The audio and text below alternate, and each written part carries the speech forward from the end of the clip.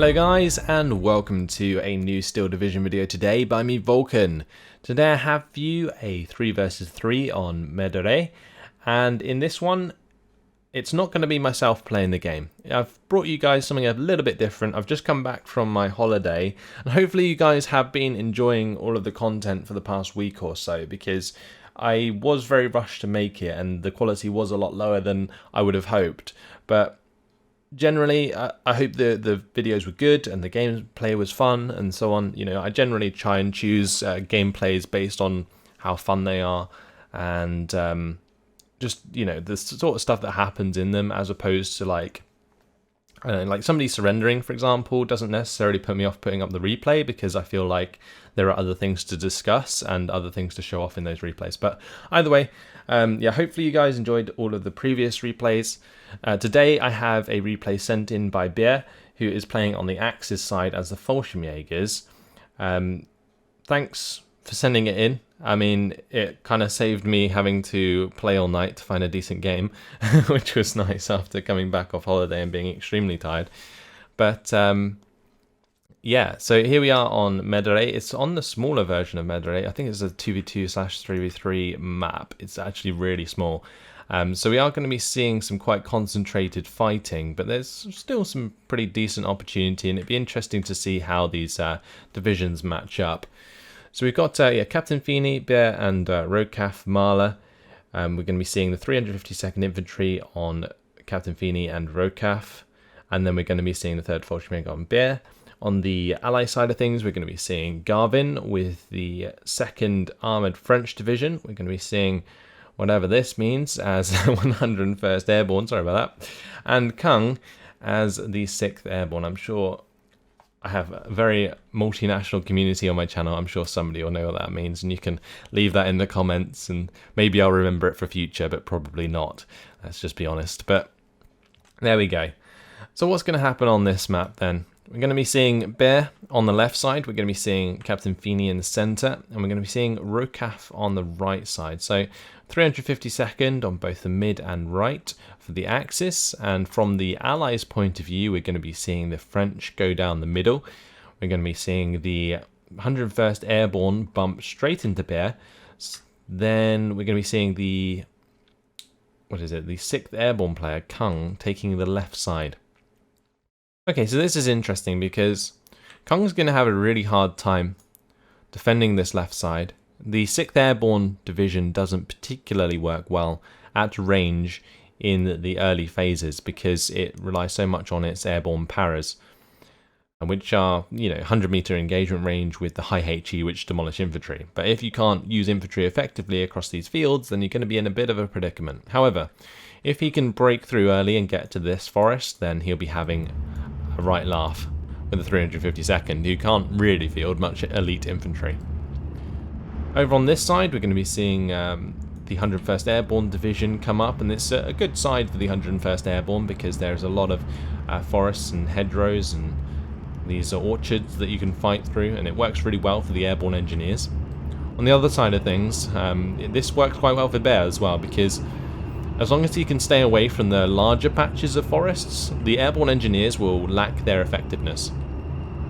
So the way that Airborne Engineers work really well is when they can fight within their 100-meter range. And this normally comes to fruition in like a tree patch like this, where you can have like an Airborne Engineer on the right side and then there'll be an enemy infantry on the left side, and you can just defend that position very easily. However, when it comes to hedgerows, you can be spotted by recon very easily, so your Airborne Engineers will be pinned down from a distance, and therefore their effectiveness is pretty trash.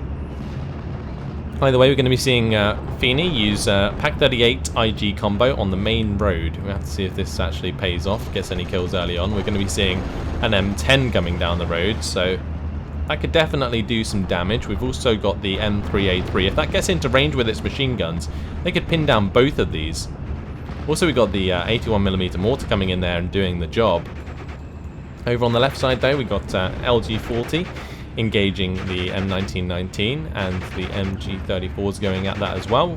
Wouldn't be surprised to see the LT get that kill. Well, they targeted the Airborne Engineers who are running across into the open there. We got a rather large concentration of troops on this left side. Behr's dropped them off relatively early. Panzer L6 coming up as well. So yeah, in the centre, looks like those fire support units were taken out. We're seeing the snipers pin down some grenadiers and the Grenadier being taken on by the Nueve. These Grenadier are going to get destroyed, and well, there goes the IG-18 to another Nueve squad. So far Garvin doing a fantastic job in the centre. Over on this left side, the LG-40 is in a pretty bad spot. He wants to get that out of there as soon as possible. MG-34 is already falling back. Panzer L6 is coming up to cover this off. And I will be continuing to commentate on this from the neutral perspective throughout the game, because I have no idea what really went on throughout this game. I have had a quick 10 speed run through it, but in general, not entirely sure where troops are going to land and so on. So I can't really run it from one perspective or the other. But either way, hopefully you guys will enjoy it nonetheless. LG-40 is continuing to be pushed back here. Airborne engineers with those rifles aren't very strong. They do have 4 HE power. Should be able to finish off the LG-40 if they're lucky, but that could very well get out of there as well. Another AT gun going to be going down on the main road. It looks like some smoke was used here to cover off the Spey, the M3A3 and these 3-star half-tracks, and then as soon as they came through, they absolutely wrecked the AT gun on the main road. So we're going to be seeing a Ju-87 that's going to be coming in to try and stun some of these units, I would assume, or unless it's going for the mortar. Actually, it's going for the Nueve. Okay, so it's going to be doing a little bit of damage there. Over on the right side, this is to be expected. Rokaf's holding back Kung quite nicely. I was talking about how Kung's going to be having a hard time with the 6th Airborne, and I think that's definitely the case, especially against IG-18 and RT combos. These AB Paras, although they are amazing at 100 meter range, can't do anything. So over here, Behr has been pushed out of this little forest area with the airborne engineers and the airborne leader there. This is quite a nice combination that I like. Airborne engineers, airborne rifles and airborne leader, plus recon of course. And it works really well. However, this is very static at the moment. He's giving Behr a lot of chance to flank, which is exactly what's happening here. The Fallschirmjägers just freely moving up. Fallschirmjäger, I'm not entirely sure if he has a good line of sight on what's coming. You can see one Fallschirmjäger. Probably doesn't expect there to be too much more. Maybe just those 2 squads would be likely. So, yeah, probably underestimating the amount of power that's here. But there's a Pupschen, there's 2 squads of Fallschirmjägers and the Fallschirmjäger. In the centre, we are seeing all of these units break through very nicely. The M8 Spey, the M4, and the M3A3, the M5A1. But there are Grenadiers and Osttroopen just holding the front line for now. Panzer III is being brought up, but that isn't going to be doing particularly much. We're going to be seeing the M3A3 engage that as well. Panzer III just has absolutely no accuracy. These Panzerschreck squads, that's been pinned down as well. Panzer III is probably going to miss again, yeah. 4 accuracy, no veterancy. I mean, it's not exactly the best response in that situation. Over on this left side, the Fallschirmjäger were pinned down. Pupschen's now being pinned down as well. LG-40's getting shots onto Pathfinders. We're going to be seeing Fallschirmjägers pushing some airborne rifles and the airborne engineers here. Behr does have to be careful that these airborne engineers don't stun and kill off his Fallschirmjägers very quickly. The Fallschirmjäger are here to stop the Fallschirmjäger surrendering, so that's good. But they could still do a lot of damage. We all know how potent, yes, potent, airborne engineers can be sometimes. Some of you guys have got a fetish for me saying that word, so there you go, there's your potent of the day. Let's see what's happening in the middle. Feeney's being pushed back pretty damn hard by this French division. It's to be expected, honestly. Let's see if they can take out the M5A1 half-track. That would be very nice, actually. But no, the Grenadiers, they're just going to get slaughtered by the Nueve. The Osttroopen going to get wrecked by the M3A3 and the M5A1 half-track. We're going to be seeing the MG42 take the brunt there as well. But over on the left side, Behr still making a lot of ground. We're going to be seeing the engagement between Fallschirmjägers and airborne engineers. It looks like the airborne engineers couldn't decide which target they wanted to take. Didn't pin down either of the Fallschirmjägers and left them both there to kill off the airborne engineers. So that's a really nice engagement for Behr. If both or like one of those squads had been pinned down, then the other one would have been pinned down. The airborne engineers would have been able to kill both of them, but it looks like the airborne engineers were targeting one, then targeted the other, and it kind of didn't pay off in the end. So now we got the ideal engagement range for Fallschirmjägers onto airborne leaders, and well, you can see how quickly they're going to die. We got Fallschirmjägers chasing down the airborne engineers who are running through the edge of the tree line. Option on the left was taken out. Fallschirmjägers trying to make a run for the town. So MG42 and IG-18, that's an okay thing. I mean, this 6th Airborne player is just having a horrible time trying to get his infantry across the open. The only real thing that I would suggest in this situation is to bring up smoke so that you can like smoke off the fire support, like the IG-18s and the MG42, and then move forwards with the infantry then. That's the only way really to get around that as a 6th Airborne. You've got to rely on a lot of smoke. Meanwhile in the centre, Panzerschrecks are fine. They should be okay to stop these units moving forward. Just got to make sure they don't get spotted and taken out. Panzerjäger is going to be brought up. That's going to be finding the M10. Can it get the kill shot in time though? The M10's busy turning its turret. Taking ages to aim. Looks like the Panzerjäger lost line of sight there briefly as well. Over on the left side, the Fallschirmjägers are getting into the town.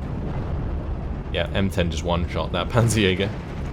Fallschirmjägers, they're pinned down. So it looks like airborne rifle is going to be trying to deal with those. Going to be making them surrender. Going to be seeing some lovely mortar play come out of Behr, using the 81mm mortar to pin down all of this infantry very quickly. Meanwhile, he's still pushing on them with the Fallschirmjägers here, and 3-star Fallschirmjägers with the Fallschirmjäger really, really effective. Also got the Schwimmwagen coming up now with a 210mm off map. But in the centre, Garvin's still making a lot of ground. He's just got to get past these Panzerschreck squads, and then he should be okay. I think Captain Feeney's doing a nice job of holding this back for now, but I also feel that Garvin's being very reserved. He could easily push forwards with his Nueva, take out the Panzerschrecks, and then just continue on down the road. Because he's got line of sight down the road with an M10. This has 1,200 meter range. Not really much that can get in the way.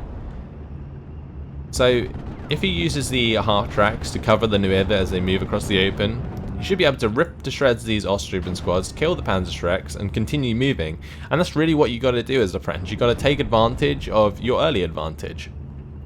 And in this case, it's not really happening to its full potential. He definitely broke through the halfway mark, which is about here, but isn't pushing much further. Captain Feeney holding back with the Panzerjäger at the moment is going to help kill off the M3A3 with the Panzerschreck, but that Panzerschreck's going to die. Crew were knocked out in the M10. The M10's not having a great time either, but we are going to be seeing the M4A2 come in now for Garvin. Over on the left side, Thunderbolt going to be coming in, bombing an L6. L6 going to be taken out alongside a Fallschirmjäger squad. Really nice bombing strike there. Fallschirmjäger is now pushing into the forest now, though. Our airborne engineer is only on 2 health. He's got to make sure that he keeps the Fallschirmjäger nearby, otherwise this is going to end up getting surrendered to the 11 squad of airborne engineers. Here we go, let's see if it happens. Because this happens quite a lot, and it's something that's definitely worth watching out for. Keep your command infantry on top of your infantry, because otherwise that's going to happen a lot. Really nice off-map artillery there coming in onto airborne rifles and the machine gun. We're going to be seeing the P-51 Mustang being forced back by the Flak 36. So that surrender was completely unnecessary. Like, the Fallschirmjäger squad didn't need to be lost there, but that's okay. It happens to all of us. Now we're going to be seeing the M8 Spy get bailed out. There's a FK-18 firing up the road. We're also seeing a Nebelwerfer deployed on the road. This is rather precarious, to say the least. See what he goes for with that. If he can get a shot on top of the M10, he might be able to force it to fall back, because the M10's open top, so the flames from the Nebelwerfer might do a decent job against the M10. We are seeing a... it's a flak filling. I was hoping that was a flak 88, because if you got a flak 88 on the road, all of these tanks that came down would just be like shot as they come, and these aircraft can't really do too much at the moment. Feeney's on the tail of that Spitfire with a ME-109G0, and that is going to be shot down. It's going to be evacuating the ME-109G0 in front of the Spitfire. That's okay though, because there's plenty of AA here. We've got the flak filling trucks from Rokaf doing work alongside flak 36s. I think Rokaf is using these because he's basically against majority infantry and aircraft. So flak 36s alongside flak fillings is a really good choice actually in that position. Over on this side, Behr still making ground. He's using the mortars to dislodge the opposing positions alongside off-map artillery, and then he's pushing on it with his Fallschirmjägers and the Fallschirmführer, and it's working out really quite well at the moment. And these airborne engineers, they definitely could be doing something at the moment though. Kind of just sitting here doing nothing. We're going to be seeing a barrage come in up here. Looks like the barrage has been going off for a while onto the reinforcing road of the opponents there, the Behr's opponents. If they come down this road and try and reinforce, they're just going to get hit by the off-map. It's a really, really nice barrage there.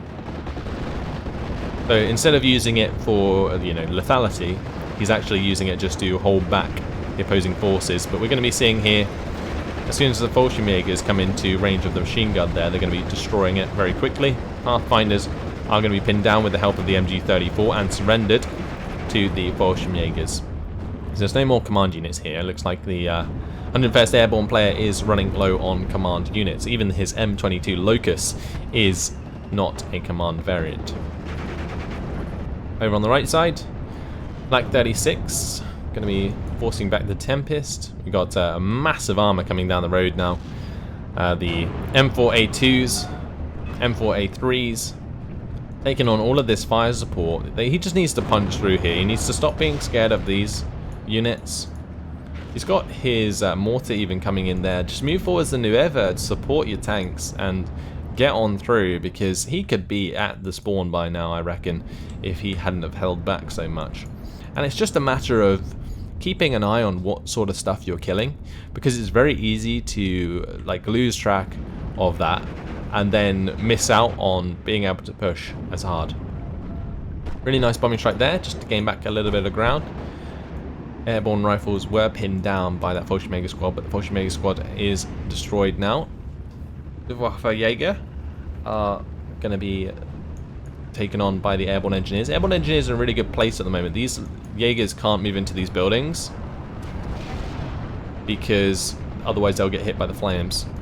P-47 Thunderbolt going to be hit pretty hard by some AA there, but still managed to blow up some Fallschirmjägers as they ran towards the town. It's going to be very careful with this engagement. Behr, as soon as these airborne engineers find the Fallschirmjäger, they're just going to just melt them. So he needs to probably disengage the Jaegers there, maybe move to the right or move to the left to engage the airborne rifles.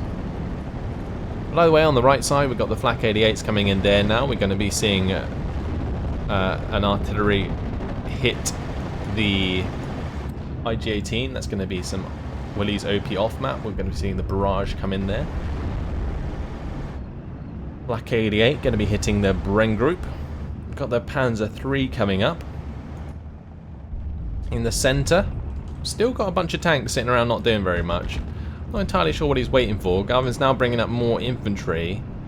He could have definitely been moving forwards this infantry. I mean, these Shermans, for example, they have a 50 cal, a 30 cal. They actually have two 30 cals because they have a coaxial as well. And then they have their main gun. If they just move this Nueva forwards, they get shot at by the Osttrooper. These tanks will just demolish that squad. He's got nothing to be scared of. But now Captain Feeney has time to bring up the Grenadiers, and these guys have Panzerfaust, so they're a bit more scary. And he's also managed to have time to bring up a Pack 40, whereas before, there was nothing here to stop Garvin moving through. And he does have the M8 Spy recon, but he could have very much done with maybe some Spy on the ground to, try and take advantage. But either way, Behr pushing hard against 101st player still, making some ground into the town here. Looks like a barrage coming in on the far side is going to be pinning down the airborne engineers in the church. That might allow him to move towards the Fallschirmjägers and make those surrender. Although those airborne engineers are going to be falling back into another round. It's going to be confusing them a little there. Going to be seeing some more reinforcing infantry coming up alongside another AT gun. Some Behr just making the most of the ground he's being given here. Just continuously pushing forwards, using those barrages to not specifically kill stuff, but just, you know, take ground and make it hard for the opposing player to push. And, well, Feeney's been, you know, given a second chance here, I feel. Grenadiers moving up into the forest. They're going to be having a hard time against Sapiers, because the Sapiers have the 22 HE power satchel charges. But just the fact that Garvin's actually stopped here is so good, because it just allows him to continuously reinforce while his teammates are doing all the work for him. So he does have a couple of Pak 40s. He could be trying to shift these forwards to get some shots onto these tanks, but I don't think he needs to. I think eventually what's going to happen is Garvin's going to try and move forwards like he is now, and whereas before he probably would have been able to break through, now he's waited too long and he's going to bump into these Pak 40s. So Sapper is very much easily dealing with the Ostrip, and maybe this was what he was waiting for. He was scared that he didn't have anything to deal with the forests, so he decided to wait until he had Sappeurs to push through, which is fair enough, but again, you're taking too long, especially with the French division, which requires you to really take advantage of phase A and B. And the Nueva, they're not exactly bad at close range. They have 10 HE power, and they're very high veterancy. Going to be seeing some reinforcements coming up here against Behr. Going to be moving forwards to Fallschirmjägers to make another unit surrender, and I'm not entirely sure if the 101st player can afford to make any more units surrender like that. Going to be seeing a shot come in onto the LG40. That's actually the M7 from mid trying to assist on this side.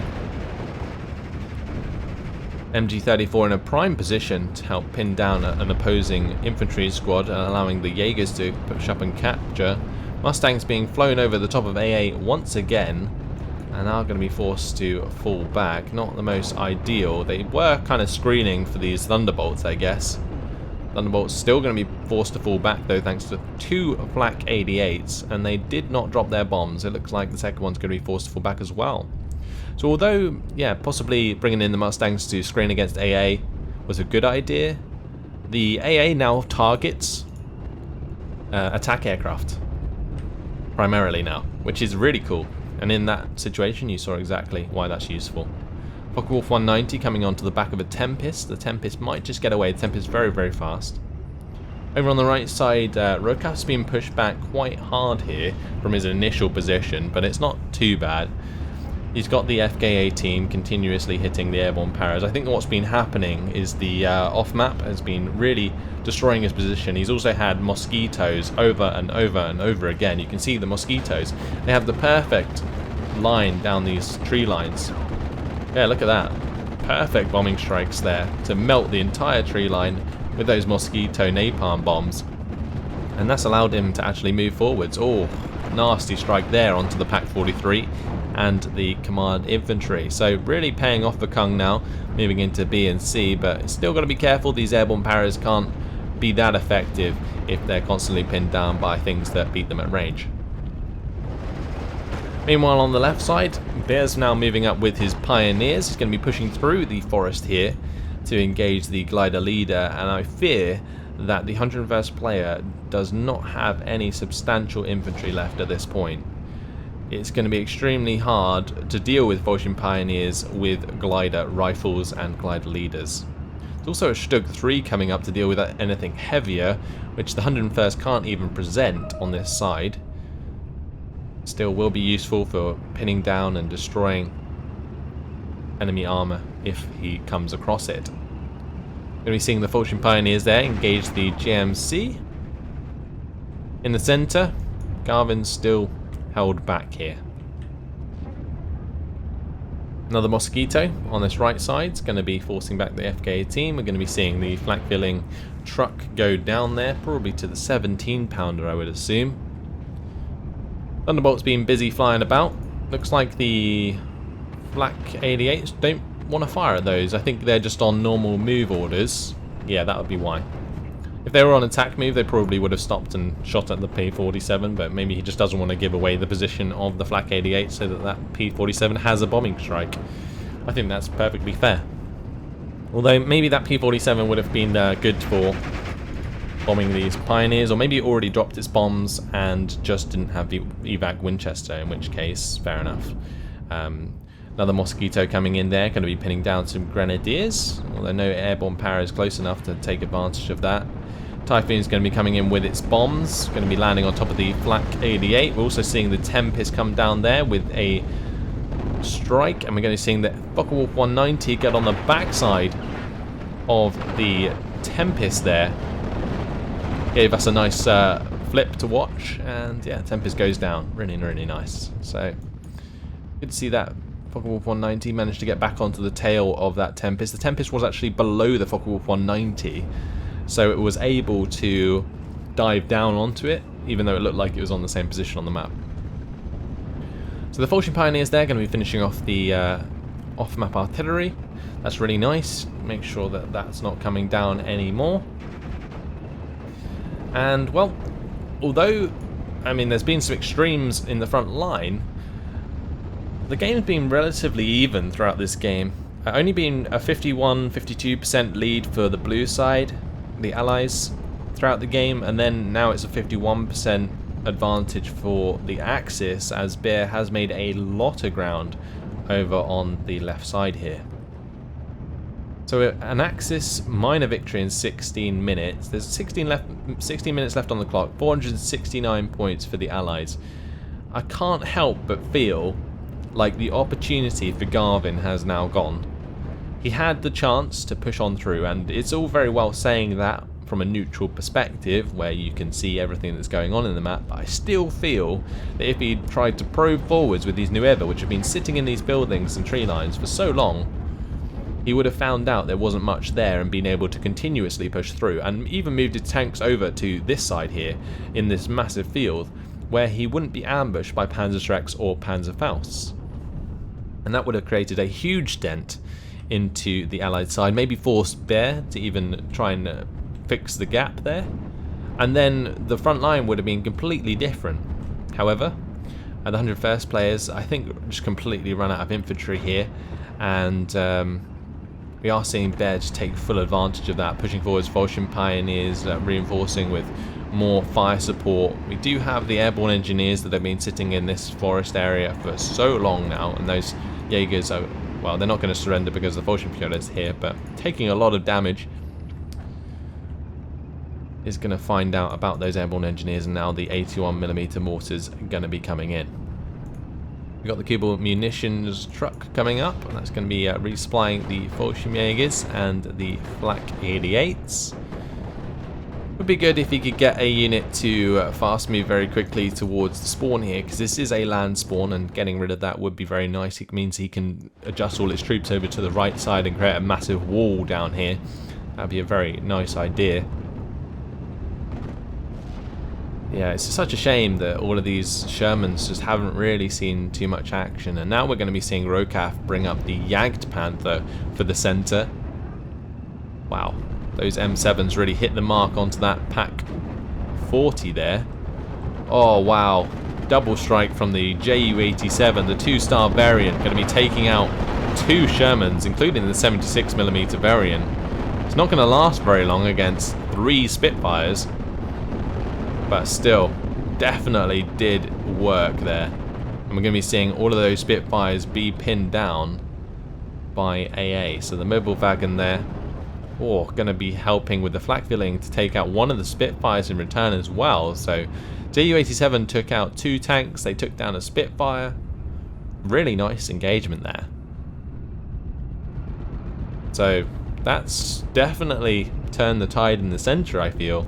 Jagdpanthers, Pak 43, going to be able to deal with the M4A2, M4A3s very easily. M3A3, Spey, going to be taking out one of the units of recon here that Behr is moving up. Going to be seeing the DB-73. This is the French bomber. Come in and bomb out one of the AT guns on the road. But Behr's just in such a good position here. He's moved up, he's taken the town. You're going to be seeing the Jagdpanther engage the M3A3. Let's have a look at this beast fire. See, its target in the distance there is now very dead. Really, really nice. Also going to be seeing the Sherman come round. I think that was going to be going for the flanking attempt onto the Jagdpanther, but the Jagdpanther managed to turn and fire in time. Be interesting to see if we can watch this Jagdpanther take out any more of these units, because, wow, okay. M4A3 is going to be coming around with the 76mm gun and taking out the Panzer III, no problem. That's very nice. Over on the right side, a mass of 6th Airborne Infantry now coming towards Feeney, who's only holding on really with the Ersatztruppen, a unit of Grenadiers and the Pioneer Führer. The Pioneer Führer will be able to take out the airborne paras if they don't die too quickly. Kung could definitely be pushing forwards here. I'm not sure why he's holding back. There's plenty of units that aren't pinned down. Could be moving forwards and attacking these Ersatztruppen. Either way, HS-129 going to be coming in. One of them was attacking the half-track there, the other one attacking the M4A3, and the B1 does take out the M4A3. Now, even though this only has, I want to show you guys, I think it only has 9 AP power. As it gets closer to the tank, it has more AP because of the increase in 100-meter range. So it's easily able to penetrate when it gets close enough. And one of the Spitfires goes down there very quickly. The second one going to be going down as well. And it looks like Feeney is taking complete control of the air alongside Behr, who's using his 2-star MU-109s. We're also going to be seeing a Thunderbolt coming there with the bombs. Doesn't look like that was able to actually land its bombs, and is going to be forced to fall back. Oh, Jagdpanther went down here to the Sapeurs. Oh wow, that is a shot and a half. Jagdpanther, that's very expensive, and one Sapeur squad taking that out pays itself off like 10 times. That's ridiculous. Mustang's going to be coming in over on the left side. Not really too much he can do there. This Flak 36 has really been going to work on these Mustangs, and as it comes over the middle to shoot down the MU-109, I think it can get on target, but can it get the kill? No, it can't. It was targeted onto the Ju-87 instead, but Ju-87 still very much alive. Oh, what a shot onto the M4A3. Goodbye to that Sherman as it gets side shot by the Ju-87. Incredible. That was a really, really nice shot there. Definitely relieves more pressure in the centre. There's not a single tank left here for the French player. He's now just holding on with Nueva and the voltages, and we've also got the half tracks there holding on. Kung is making some ground now with the help of his Cromwell 6 and infantry, but I kind of feel like when he starts to bump into the Stosstroop, especially with like Bren Group and Assault Pioneers near landing, the Stosstroop will be able to hold on very nicely. And at the moment, Behr has now gone up to the spawn, so the spawn is no longer usable by the Allied side, and this is a 54% territory lead. It looks a lot worse than that, honestly, but basically from the Allied perspective, they pushed the Axis to the edge of the map, and they've got this big old blob here, which is actually 46% of the map, even though it looks a lot worse than it actually is. They've just got a, I think the Ally side, I mean, they've already lost their opportunity, their window of opportunity, really. And they're losing loads of planes in the air now. You can see these Focke-Wulf 190s coming into the Typhoon ATs, and they're probably going to get the kill there. Or maybe not. No, the Typhoon AT getting out alive this time around. But yeah, what they needed to do was just punch through earlier on. The 6th Airborne player was always going to have a hard time in Phase A, I feel. But as soon as you get your hands on, for example, a Cromwell, especially a Cromwell 6, pushing onto IG-18s and packs isn't actually terribly difficult. Especially have the recon to spot them in the first place, and then have the infantry to like follow up while your tanks do all the work. Which is a very odd way to put it for the 6th Airborne, but yeah. Unless you're fighting through a forest, generally your fire support is going to be doing the job. So now we've got Stugs coming up the road here. We've got another Jagdpanther coming in from Rokaf. It looks like it's just saving for these. We're going to be seeing the Ju-87 come in as well. And it looks like that's targeting these M7s. Can he get the kill? No, he can't. Pulls away from that attack. Not entirely sure why. That is going to be forced to fall back now, the Ju-87. There is a Spitfire coming in. HS-129 from Behr is coming in for the left side. This is a B1 variant. That's coming in for the shot onto the M4A3. And it is going to get the kill. M4A3 going down there. Fallschirmjägers taking out a reinforcing infantry unit as well. So Behr's taking this left side. He doesn't need this Luftwaffe-Jäger here. All he needs to do is make sure he has the Luftwaffe-Jäger basically here by the land spawn. And then he can move everything else to the right, including the MG34, the Luftwaffe-Jäger. You know, all these units, they can just move to the right. And I think at the moment, you could probably even attack to the right, because there's only an M4A3, take that out with one of his planes. And then the Spy can go down to probably a Flak 88 if he starts rolling it forwards. Alongside these infantry, as soon as they get spotted. There's quite a lot of fire support here to take care of them, including the aircraft. Those aircraft could definitely strafe the airborne rifles if they were an issue. Seeing some off-map come in to the middle. Feeney's going to be bringing in the Schwimmwagen, and he's got 170mm off-map there as well. Going to be slamming these Nueva as he finds them. Stug 3 having a field day against Nueva because they don't have bazookas. So in B and C phase, when they're coming up against armor, they just can't do anything. And having like the Stug 3 here this close to Nueva, it's just not a problem. So the Nueva are just going to die very quickly there. Jagdpanther being hit by the Cromwell 6, and we're going to be seeing the Cromwell 7 come over to try and deal with the Jagdpanther, but I kind of feel like all of these units are going to die. Ju-87 coming in there, getting 6 shots onto the Cromwell 6, but failing to pick up the kill. Ju-87 again coming in from Rokaf. Crew knocked out by the Jagdpanther there. Also got the SPW-204s helping out. Stug 3 is not in line of sight just yet. There we go. Going to be seeing the 204 take out the Tetrarch and the Jagdpanther finish off the Cromwell. So, not ideal. And Garvin is going to surrender. So that's the French player out. Focke-Wulf 190 nearly took out the Mosquito. That would have been a really nice kill because they've been harassing the right side for so long. Rokaf really been having a hard time just because of those Mosquitoes. You can see how many times they've dropped their payload onto this map. And ideally you want to shoot them down sooner than he has, or I mean he hasn't even already. But there is 4 minutes left on the clock. Garvin's realised as a French player, not going to have too much left to use at the phase C. So yeah, Axis 890 points in the lead now.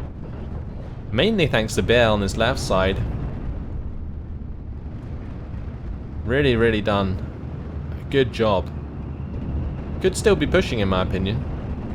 Has moved up quite a lot of these units, but just needs to keep the Luftwaffe-Jäger on the reinforcement point, and then move all of these units to the right. Just crush the lead. They've gone up to a +2 now with 58%, and I guess that's more than enough. Ju-88's coming around on the left side. Look at these beauties. I wonder what they're going to target. They must be looking for targets. We're also seeing the HS-129 here come in with shots onto the M5A1 half-track. Got the DB-73 coming in with bombs onto the Flak 36. Flak 36 finally going down alongside a Kubel munition as well, actually. Ju-88's now coming in.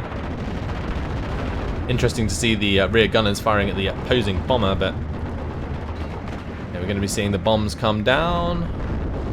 They are carpet bombers, and they're definitely just going to be pinning down the voltages and the M5A1 as they come up the road. The Typhoon AT coming in, that's going to be going for the shots onto the Stug 3, and Stug 3 is absolutely fine.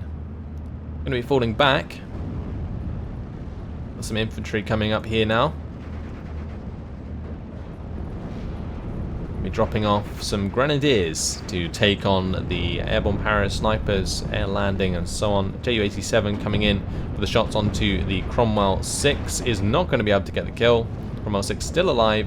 Typhoon isn't going to get shot down either. SVW-204 going to be taken out by the airborne Paras there. And it looks like ground's starting to be made back by Captain Feeney. Pushing pretty damn hard now. The support of the Jagdpanthers from Rokaf. He's got his own Stug 3s. And then Feeney's pushing forwards with the Ersatz and the Grenadiers to make back ground now. You can see these engineers. 9-man squad of engineers should not lose to Grenadiers ever. But because of the engagement range, that's exactly what's happening. So I kind of feel like the Allies dropped the ball on this one. The French player, Garvin, could have pushed all the way through so much sooner. And it's just a matter of being able to identify where the player is weak after you've done already a lot of damage to said player. Also, just like probing with at least one infantry squad would have been a good idea. Let's see if this Focke-Wulf 190 can get the shot there. Yes, it can. Thunderbolt going to be going down. Is it going to kill anything? No, it isn't. Nearly landed directly on top of that mortar. That would have been pretty funny. HS-129 went in for the shots there. It's only got one ammunition left. I'm not entirely sure if it killed anything. Mosquito Pathfinder again coming in. Going to be a bit cautious with that one since there is a Focke-Wulf 190 flying about. Going to be seeing that Thunderbolt pinned out of spawn. Going to be forced to fall back due to the flak 88s on the flank from Behr. Look at all of this infantry. It's just been hammered here. Getting shot at by the LG-40, and he could easily make all of these units surrender. But I don't think he needs to at the moment. HS-129 is going to be forced to fall back. ME-109 is coming in. They're going to be going for the shots onto the 50 cal machine gun there. Going to be doing a little bit of damage to that. If they come down round for a second pass, they might even get the kill. But yeah, air domination at the moment for Behr, although Mustangs have just been brought in. Oh, this is scary. 2-star ME-109s, can they get out of there before the Mustangs shoot them down? That's the question. Because Behr does not want to lose these ME-109s. They do happily get out of there. T-51, the Mustangs are finding other targets though. Ju-87. Okay, they're not going to hang about. Mobilwagen and the Flak-Willing there. Going to be forcing them to fall back anyway. But that was probably a good time to evac them just so they didn't outstay their welcome. We're going to be seeing airborne Paras take on some Stosstroop. Stosstroop can do a lot of damage, but Stug 3 not going to be able to finish off the kill. And that, guys, is the end of the replay, as you can see at the bottom of the screen. There isn't an end screen to this one, so I'll just end it by talking about the current state of the map. Hopefully the sound doesn't get on our nerves. I'll just pause it so that sound stops.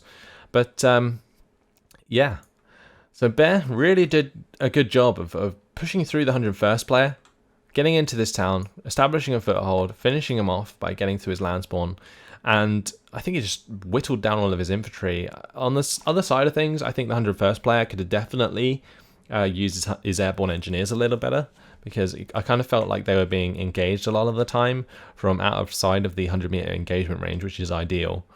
Otherwise, you just want to be using airborne rifles, right? But either way, yeah, 101st Airborne player collapsed. The French player were doing really well. Garvin pushed all the way through. There was literally nothing here.